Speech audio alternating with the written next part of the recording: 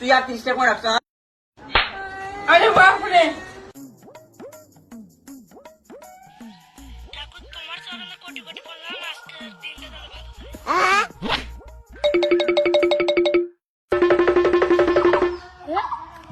আজকে আমার দিনটা ভালো যাবে, 20 টাকা পড়ে পাইছি। আরে বাপরে, মন্দিরে পুরো 20 টাকা। বাপরে এই পকেটে আমি হচ্ছে 50 টাকা রাখছিলাম, তাই তো কই যে 50 টাকা কোনে গেল, তুই আর 30 টাকা করে রাখছা।